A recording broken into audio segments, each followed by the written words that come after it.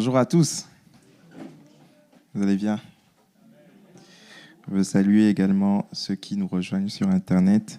C'est une joie pour moi d'être avec vous. Je vous transmets les salutations de mon épouse, de nos 3 enfants, maintenant on est 3, voilà, et de l'église Paris Métropole. Je suis très très content d'être là ce matin. Alors j'avais préparé initialement 15 pages de notes, j'avais un message tellement bien détaillé. Et puis je me suis réveillé ce matin, au petit matin, j'avais la conviction qu'il fallait que je prêche autre chose. Donc pardonnez d'avance si le message n'est pas complètement ficelé, mais je crois que c'est pour quelqu'un ce matin. Dieu veut vraiment parler à quelqu'un ce matin. J'aimerais que tu m'aides et que tu te tournes vers ton voisin. On a la grâce de pouvoir se réunir en présentiel. On va en profiter pour interagir. Tourne-toi vers lui et dis-lui, il faut que tu grandisses.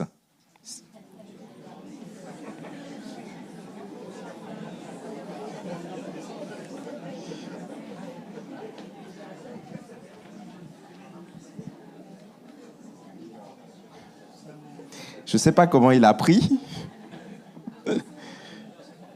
Il faut que tu grandisses spirituellement.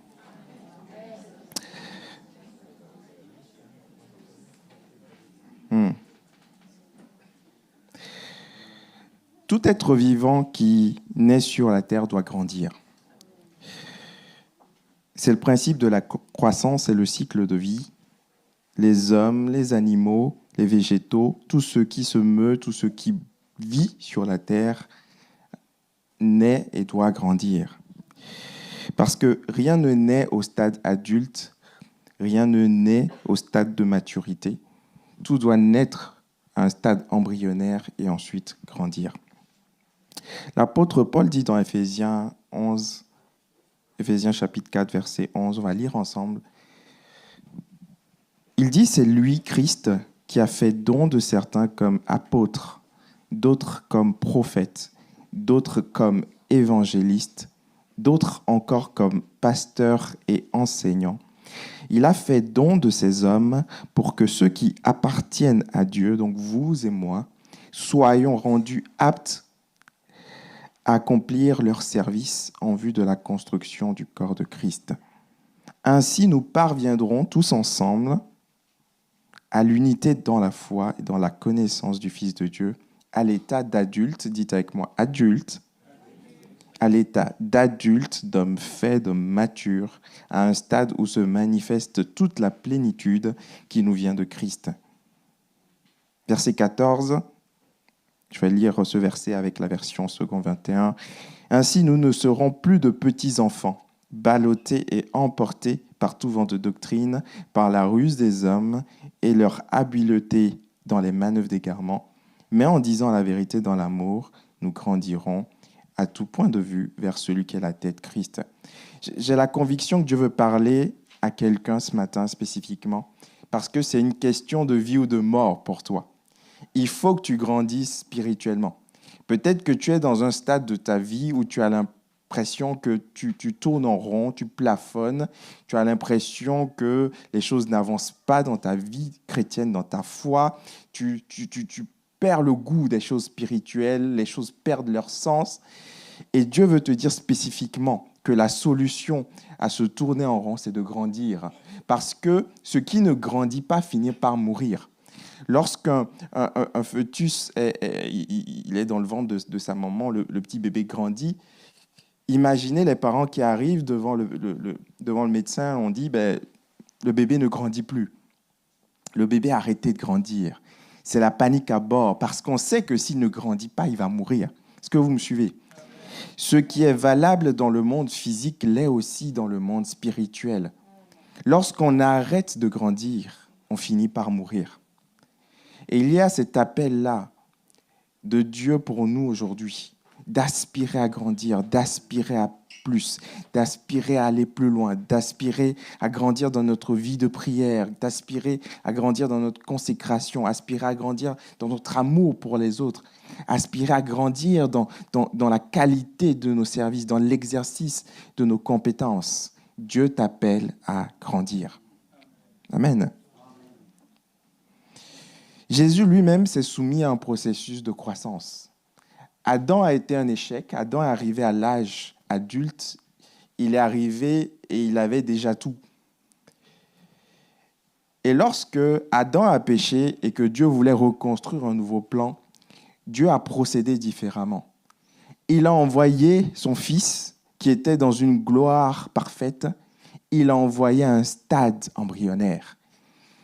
Imaginez le Dieu Tout-Puissant qui prend forme au travers d'un bébé qui pleure, qui bave,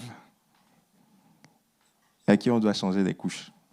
Alors à l'époque, ce n'était pas des couches, mais actualisons. Quel scandale!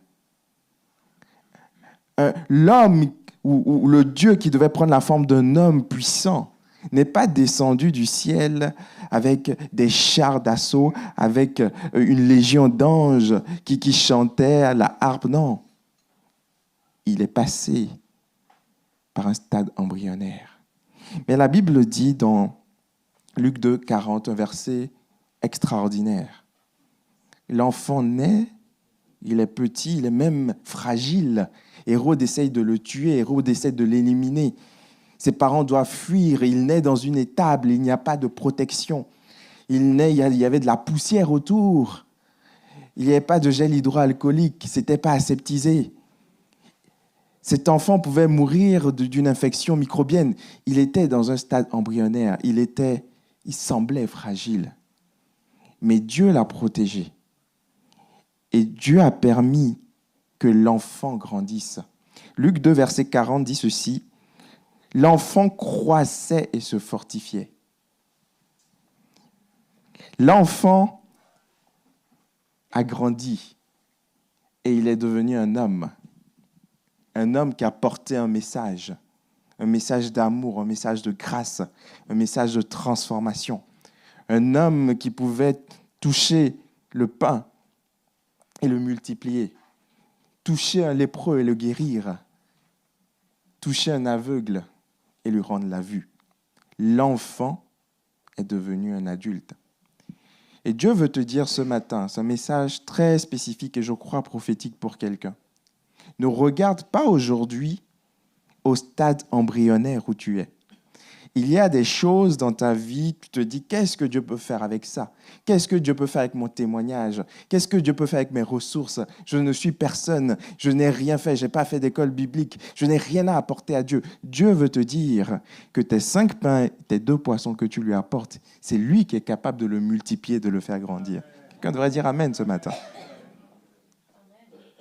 L'enfant croissait, l'enfant grandissait. Et lorsqu'on revient à ce texte d'Éphésiens, l'apôtre Paul adresse la lettre aux Éphésiens, vous le savez, c'est une lettre qui parle essentiellement de notre héritage. L'apôtre Paul commence en disant « Béni soit Dieu le Père de notre Seigneur Jésus-Christ qui nous a bénis de toutes sortes de bénédictions célestes en Jésus-Christ. » Il parle de notre héritage. Éphésiens 1, il va dire que le Saint-Esprit est le gage de notre héritage. Comment tu sais que tu es sauvé? Il n'y a pas de contrat, il n'y a rien. Mais le gage, la preuve que tu es sauvé, c'est que Dieu a placé quelque chose du ciel en toi. Quelqu'un du ciel est venu habiter en toi, il s'appelle le Saint-Esprit. Et l'apôtre Paul, dans cette lettre à Éphésiens, il va parler du dessein de Dieu pour l'Église et du dessein de Dieu pour le chrétien. Et au chapitre 4, il va emmener cette précision. Et il va dire que le dessein de Dieu pour toi, c'est que tu grandisses. C'est lui, c'est Christ, qui a fait don de certains comme apôtres, d'autres comme prophètes, d'autres comme évangélistes, d'autres encore, ça fait beaucoup, d'autres encore comme pasteurs enseignants. Il a fait don de ces hommes pour que ceux qui appartiennent à Dieu soient rendus aptes à accomplir leur service. Pourquoi? Pour qu'ils parviennent à l'état d'adulte, à l'état d'homme fait, à l'état de femme faite. Dieu a fait un cadeau. Un don, c'est un cadeau. On est d'accord? Dieu a fait un cadeau à l'Église. Tu as fait un cadeau aux chrétiens. Dieu t'a fait un cadeau en suscitant des gens. Dieu a mobilisé des ressources importantes pour que tu grandisses. Il est allé chercher Lionel. Il est allé chercher Pasteur Fabien. Il est allé chercher Pasteur David. Il est allé chercher son épouse. Il les a unis. Il avait un plan. Je pense qu'il pensait que c'était Dieu, c'était juste le amour, mais Dieu avait un plan derrière leur ministère, derrière leur mariage. Dieu allait chercher Patrick, il allait chercher Enoch, Séverine, chacun de vous. Dieu vous a cherché, il vous a pris, mais pas seulement pour vous sauver. C'est juste la première partie du plan. S'il voulait juste vous sauver, il vous aurait pris, vous aurait sauvé, vous aurait emmené au ciel. Mais il vous a laissé ici pour maintenant vous utiliser. Lorsque les entreprises veulent atteindre un objectif, le patron de l'entreprise, il a un objectif, il a des plans, il mobilise des ressources, il achète un local, il achète des équipements informatiques, il met en place un certain nombre de choses, de ressources, et ensuite, il lui faut des gens. Alors, il va faire des annonces, il va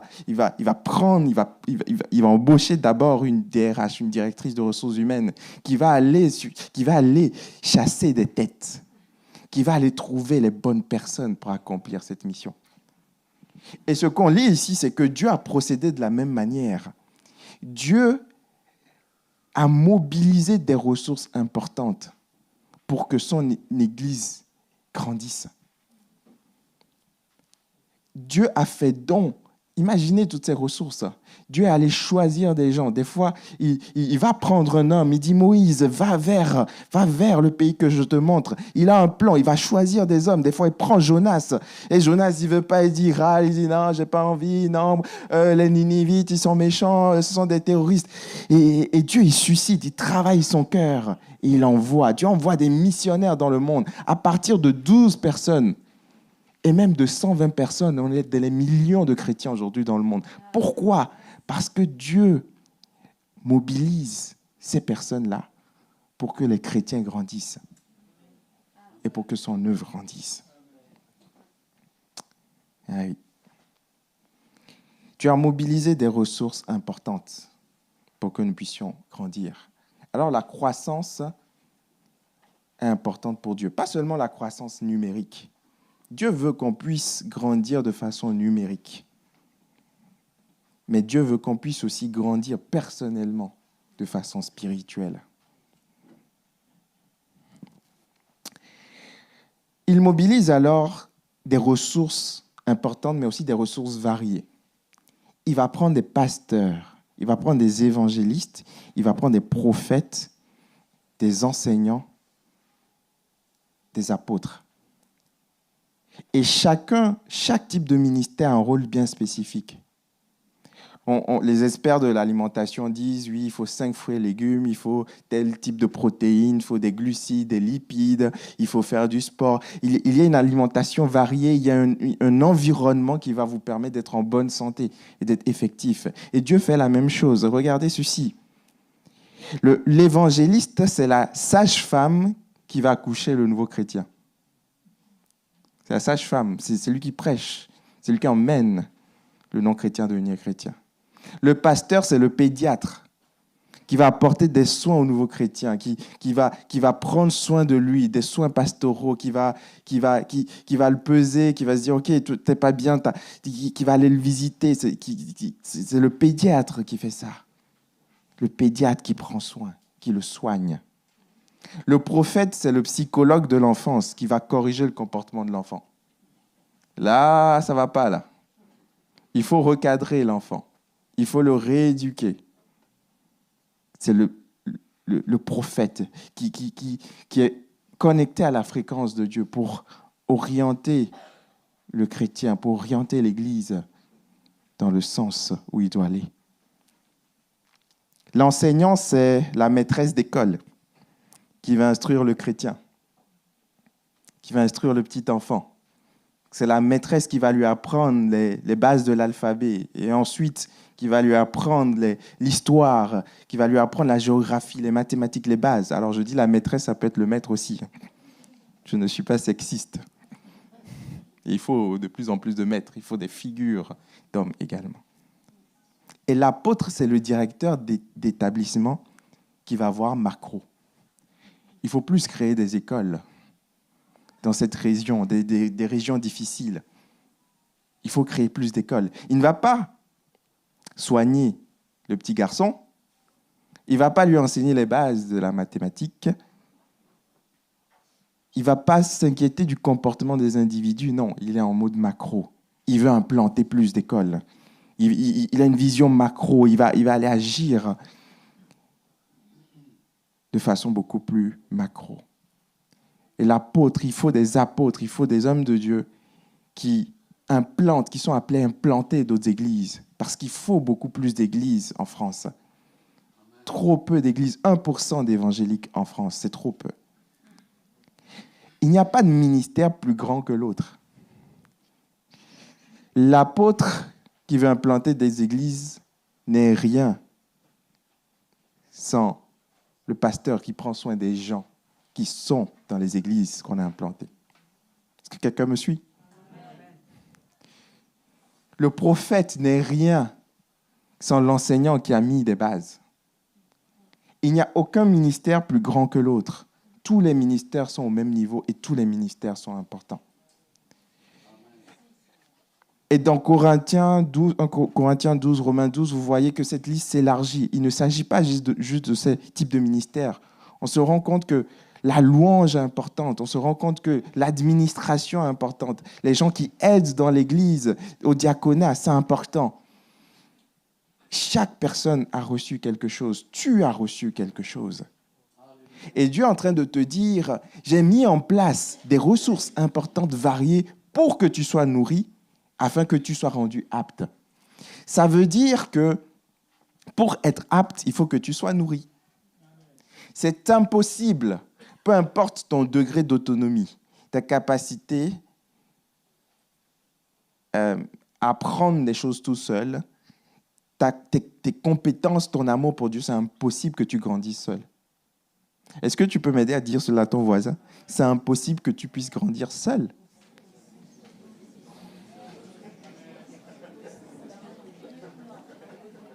Quelqu'un se dit, oh, ça va, je suis autodidacte. J'ai fait Maths Sup, SP, j'ai fait des doctorats, PhD. Je sais chercher sur Internet, ça va aller pour moi. Pas besoin de l'église, pas besoin de me materner, pas besoin de quelques personnes qui vont lire la Bible. Pour moi, je sais le faire. Je n'ai pas besoin d'église locale. J'ai les ressources sur Internet. J'ai le Saint-Esprit avec moi, je me débrouille. Grosse erreur. Parce que Jésus lui-même a fait don de ces personnes-là pour ton édification et pour mon édification. Apprenons à respecter, à valoriser les ministères que Dieu établit. Peu importe leur faiblesse apparente, peu importe, peut-être qu'ils vous renvoient, ce n'est pas le mal alpha. Est-ce qu'on peut se parler? Est-ce qu'on peut se dire les vraies choses ce matin? Il y a des profils que vous respectez, d'autres, ok, on va voir s'il va s'en sortir. Si Dieu l'appelle, et s'il a été choisi de Dieu, c'est que Dieu sait qu'il peut faire le boulot. Alors, quelqu'un devrait dire Amen. Oui, merci à la maman qui a applaudi. Là. Ah oui. Valorisons et respectons les ministères que Dieu établit. C'est tellement important. Nous avons besoin de grandir parce que c'est notre dessein. Si nous arrêtons de grandir, nous commençons par mourir. La question de Dieu pour toi et moi, est-ce que si on regarde dans le rétroviseur, est-ce que depuis 1 an, depuis 2 ans, tu as grandi?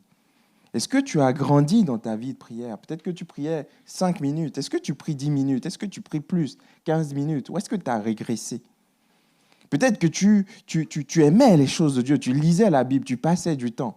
Est-ce que tu as grandi ou est-ce que tu as régressé? Peut-être que tu aimais les gens, tu accueillais chez toi.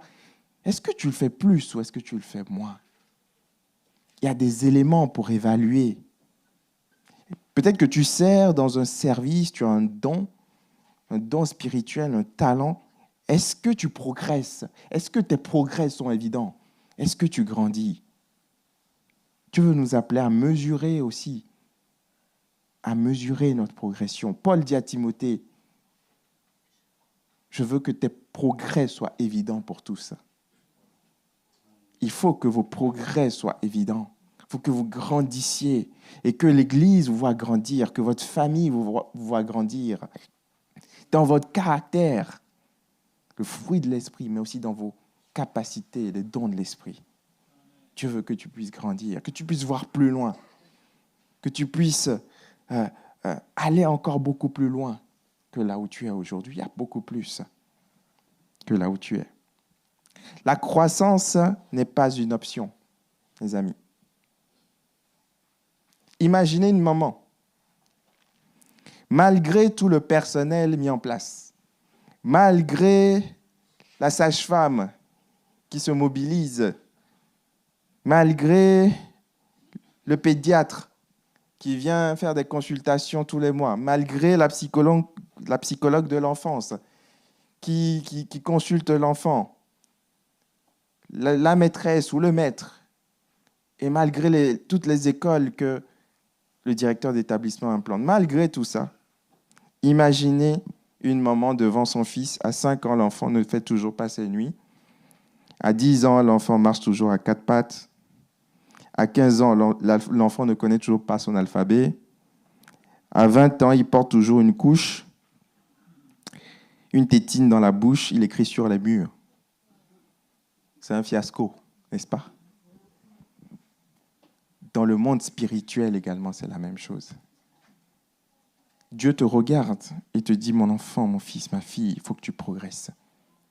Paul dit, ou l'auteur de l'épître aux Hébreux, parce qu'on ne sait pas si c'est Paul, il dit, mais depuis longtemps, vous auriez dû être des maîtres. Vous auriez dû maîtriser les éléments basiques de la foi. Mais vous en êtes encore au lait spirituel. Vous êtes encore avec des biberons. Ça fait tellement longtemps que tu aurais dû vaincre certaines habitudes, que tu aurais dû grandir dans ton amour pour les autres. Dieu est patient avec nous, mais il te dit à un moment donné, il faut que tu progresses. Il faut que tu ailles plus loin. Parce qu'il y a des vies qui dépendent de toi. Une fois que tu es entré dans l'arche, tu dois travailler à ce que d'autres personnes entrent dans l'arche. Une fois que tu as connu Jésus, une fois que tu as accepté la foi, tu dois devenir un relais. Une fois que tu prends le bâton, tu dois courir pour donner le bâton à quelqu'un d'autre. Il ne faut pas que tu t'arrêtes. Et vous savez, quelquefois, ce sont les problèmes de la vie qui nous ralentissent. Au départ, tu étais zélé pour Dieu, mais c'était avant la crise. Maintenant, il faut s'occuper de soi. C'était avant le Covid. Maintenant, j'ai assez donné pour les autres. Regarde où j'en suis. Il faut que je m'occupe un peu de moi. Ce qui est vrai, il faut l'équilibre. Mais alors, on se referme sur soi. On ne veut plus aller à l'église. On plonge dans le travail. Il faut combattre la crise. Il faut un ordre divin, les amis. La Bible dit qu'il y en a qui, je paraphrase, il y en a qui souffrent, qui galèrent, qui suent pour faire des choses. Mais le Seigneur donne la même chose à ses bien-aimés pendant leur sommeil. Dieu n'encourage pas la paresse, puisqu'il veut que tu fasses, que tu produises plus, mais il veut que chaque chose soit à sa place, que ta vie soit en ordre, que tes finances soient en ordre. Et lorsque nous faisons ça, nous montrons que nous faisons confiance en Dieu. Si tu fais tout ce qui t'est possible, Dieu fera l'impossible pour toi. Dieu fera le reste. À un moment donné, je parle à un étudiant. À un moment donné, tu as étudié, tu es fatigué. Ferme ton cahier, viens à l'église. Prends le temps de prier le matin. Parce que quelquefois, 1 heure de plus ne te donnera pas plus de résultats. Il faut savoir s'arrêter et dire, à partir de maintenant, Seigneur, je te fais confiance et bénis le travail de ma main. J'ai travaillé, mais je veux que tu puisses bénir le travail de ma main. Il y en a, ils travaillent et ils pensent avoir des résultats rien que par leur propre travail. C'est une erreur. Dieu doit mettre sa main. Mais il y en a qui ne travaillent pas Et ils veulent que Dieu bénisse. Et Dieu est un multiplicateur. 0 fois 1 million égale 0. Quelqu'un devrait dire Amen. Il faut que tu t'impliques un peu plus.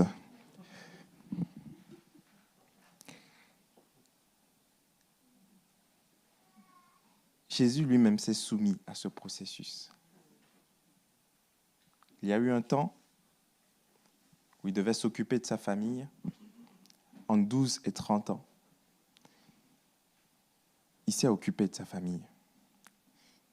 Il marchait dans les rues, il regardait des malades, il regardait des gens qui mouraient. Imaginez en 12 et 30 ans, le monde ne s'est pas arrêté. Il allait à Bethesda, il voyait des gens qui disaient « On attend le Messie, mais c'est moi le Messie, il faut que je les aide. » Dieu dit « Non, ce n'est pas encore le temps. » Et pendant ce temps, Dieu lui disait « Occupe-toi de ta famille. » Il a pris un métier. Il y a des ministères, Dieu vous appelle, mais il n'y a pas de finances pour vous rémunérer à plein temps. Il faut travailler en attendant. On dit « Non, moi je suis un homme de Dieu. Je ne peux pas travailler dans le séculier. » Si, Jésus l'a fait.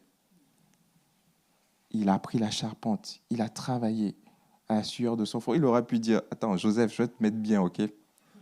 Je te fais un petit miracle là. Je te fais apparaître quelques maisons, tu es tranquille. Tu atteins l'indépendance financière, c'est bon, tu n'as plus à t'inquiéter. Il aurait pu le faire. Mais pourquoi il ne l'a pas fait? Parce que chaque chose doit être à sa place. Et chaque chose dans ta vie doit être à sa place. Et ton service doit être à sa place. Ne néglige pas ton appel. Travaille ton appel. Quelqu'un qui est appelé à servir dans la louange, travaille ton instrument. Et prie que chaque note, que ce ne soit pas juste musical, qu'il y ait une onction sur ta vie. Et des gens vont venir et tu seras le canal par lequel tu vas faire du bien à d'autres personnes.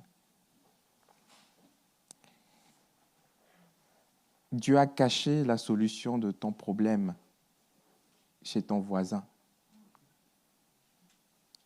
Et Dieu a caché la solution du problème de ton voisin chez toi, de sorte que nous soyons interdépendants.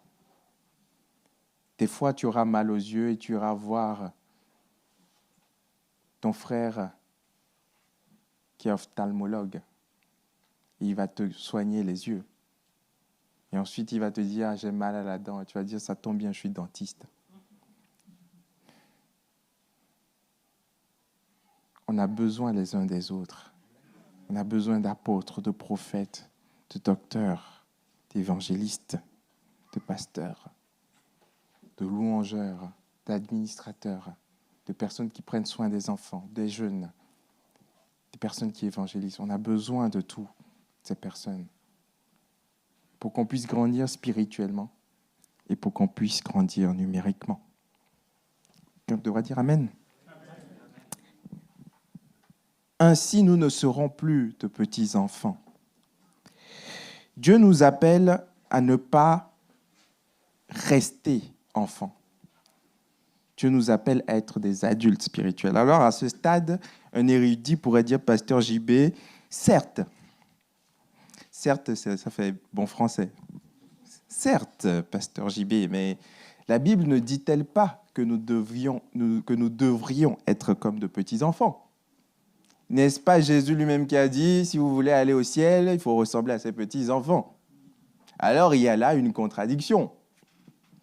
Alors, les contradicteurs de la Bible diront, ah ben voilà, encore des incohérences. Souvent, quand deux passages de la Bible semblent contradictoires, en général, ils sont complémentaires. Doit-on être enfant ou doit-on être adulte? La réponse est les deux, ça dépend de quoi on parle. L'apôtre Paul dit dans 1 Corinthiens 14, 20, il fait la différence. Il dit, frères et sœurs, ne raisonnez pas comme des enfants. Au contraire, pour le mal, soyez des bébés. Mais par rapport au raisonnement, soyez des adultes. En gros, Paul explique que dans notre attitude de cœur, dans notre pureté, nous devrions ressembler à des enfants. Parce que les enfants, ils font des crasses des fois aussi, c'est vrai. Mais en général, les enfants n'ont pas encore développé toute la malice que les adultes développent. En général, quand un enfant te voit, il est spontané, il te dit ce qu'il pense. Mais les adultes, on s'est masqué, on est un peu hypocrite des fois. On sourit et puis derrière, oh là là, t'as vu comment il s'est habillé. Oh bonjour ma sœur. Les enfants, ils font pas ça. Et Paul dit soyez comme des enfants du point de vue du mal, de la bonté, de la pureté. Mais soyez comme des adultes du point de vue des raisonnements. Ne restez pas avec un raisonnement enfantin. Grandissez dans votre raisonnement, grandissez dans votre sagesse, grandissez dans votre discernement, grandissez dans vos aptitudes. Donc Dieu nous invite à grandir, à être des adultes. Et j'aimerais encourager quelqu'un, parce que je vois des jeunes dans le fond là.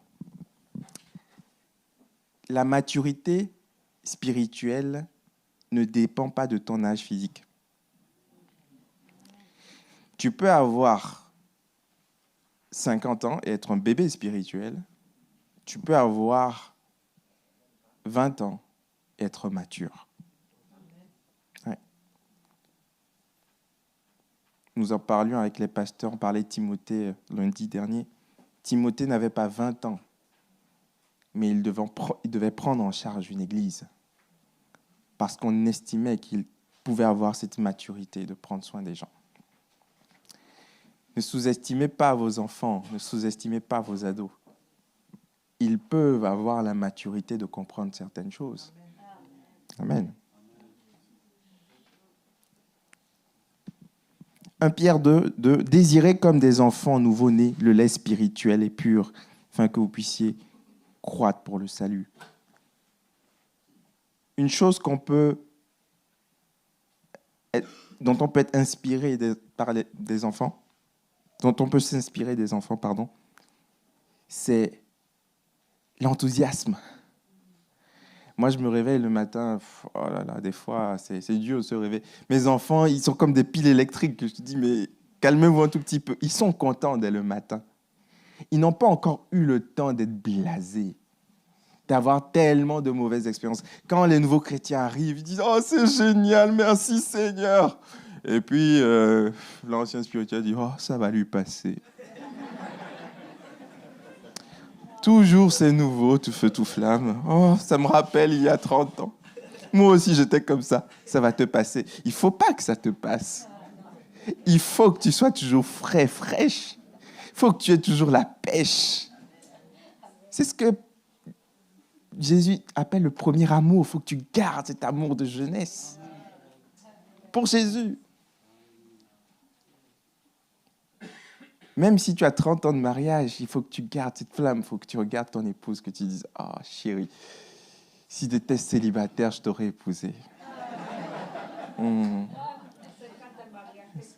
Alléluia. 50 ans de mariage, vous les applaudissez, vous les encouragez. Bravo.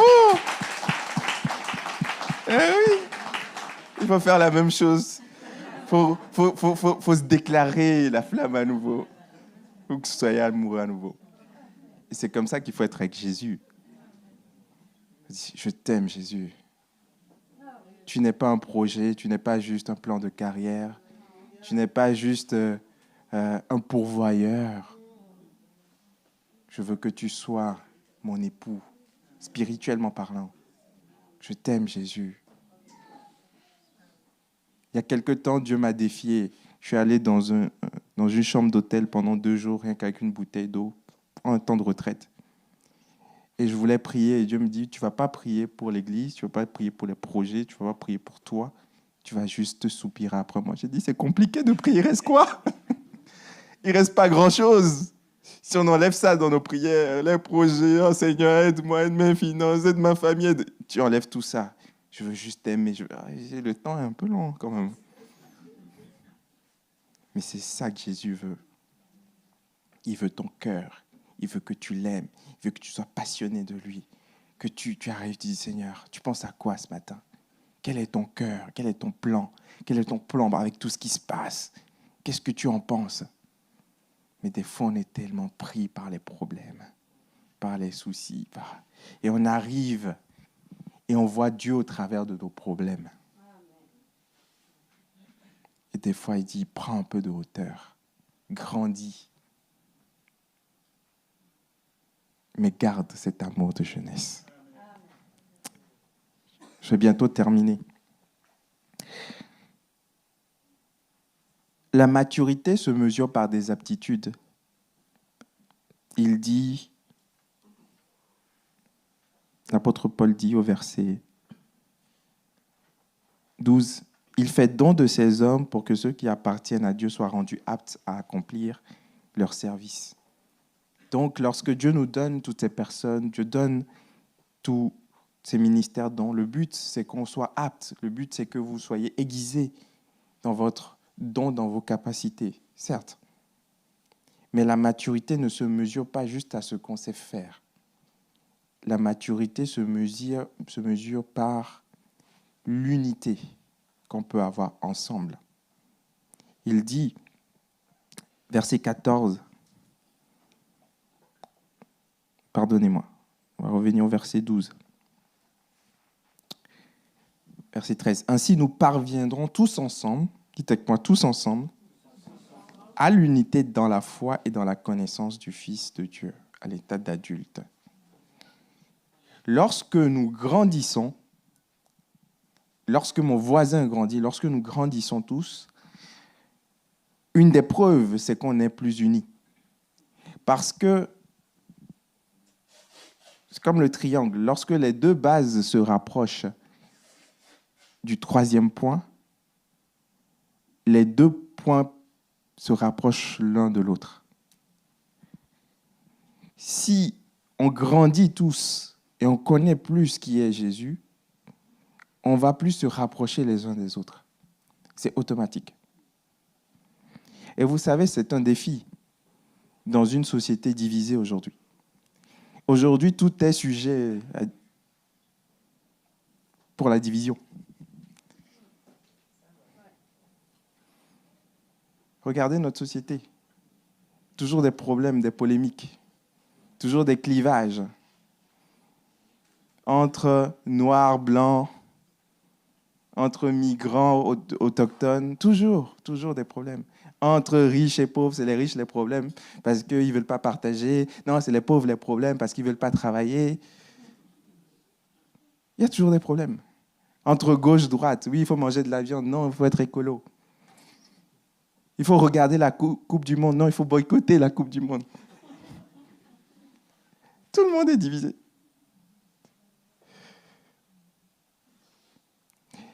Vous savez, j'ai 34 ans, j'ai fait 17 ans en Afrique et 17 ans en Europe. Et un jour, je me suis amusé à faire une étude comparative des différences intrinsèques entre les Africains et les Européens. C'est ce que je connais.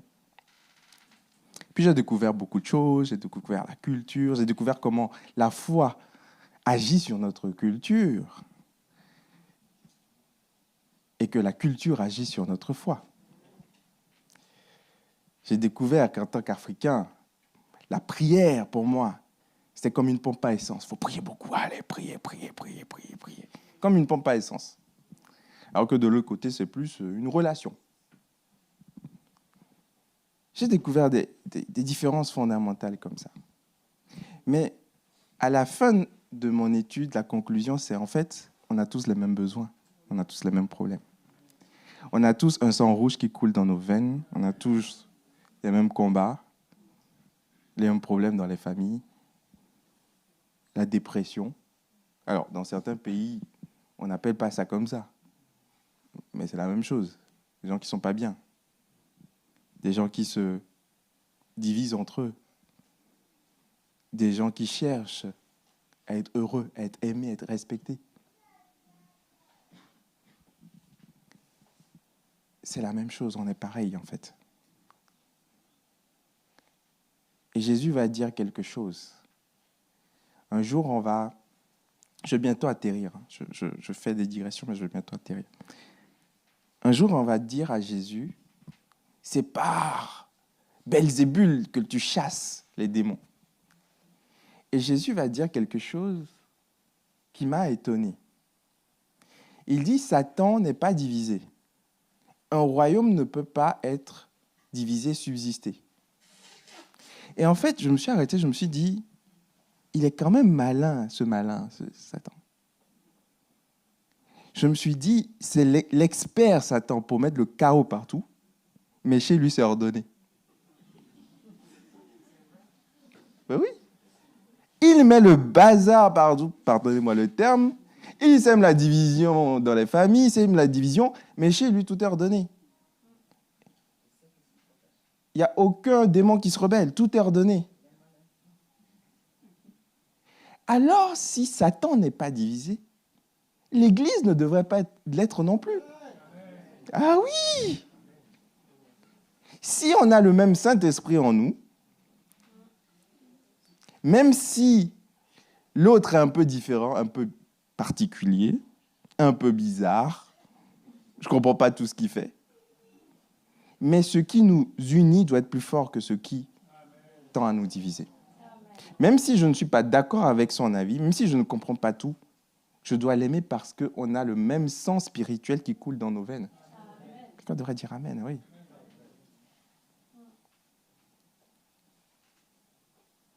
Lorsqu'on grandit, qu'on apprend à connaître Christ, on se rend compte véritablement que la véritable maturité ne se traduit pas seulement dans des aptitudes aiguisées, à prêcher, à chanter avec onction, à faire tout ça. Pas seulement. La véritable maturité, c'est dans notre capacité à accepter l'autre frère, l'autre sœur, dans sa différence. Parce que Jésus allait vers des personnes totalement différentes. Lui qui était un sacrificateur saint, il a touché des lépreux. C'était interdit. Lui qui était un homme pur, il a mangé avec des prostituées. C'était interdit. Lui qui était un juif pur, il s'est associé avec des publicains, traîtres. C'était interdit. Il est allé en Samarie, il a bravé tous les interdits.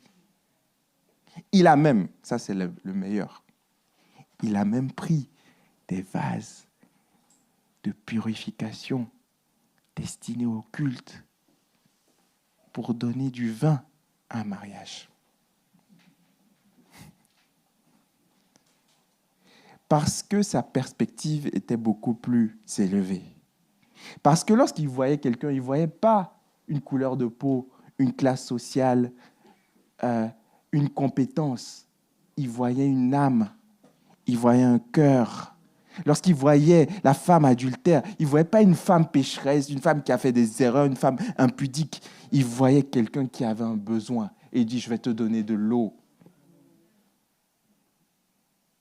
La femme samaritaine, je vais te donner de l'eau vive. C'est de ça que tu as besoin. C'est pour ça que tu vis mal. Il ne définissait pas les gens à partir de leurs erreurs, mais il savait regarder au plus profond d'eux.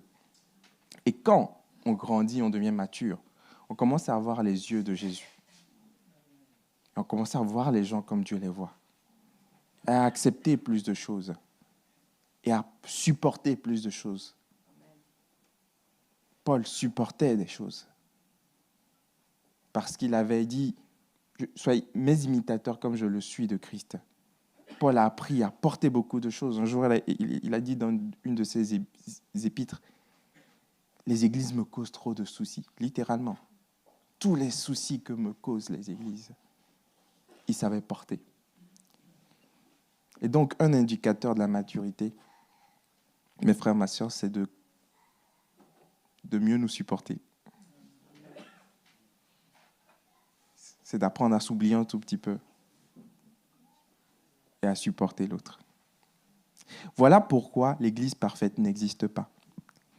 Parce que, fondamentalement, une Église que tu estimes parfaite, où la louange est parfaite pour toi, où le prédicateur il est charismatique, il est érudit, une Église où tout est parfait, les gens sont parfaits, tout le monde salue bien, il n'y a pas de faute, elle n'est pas parfaite pour toi parce qu'elle ne t'aide pas à progresser. C'est l'imperfection de l'Église qui te parfait, qui te rend un peu plus parfait. Dieu utilise des gens imparfaits pour parfaire les gens.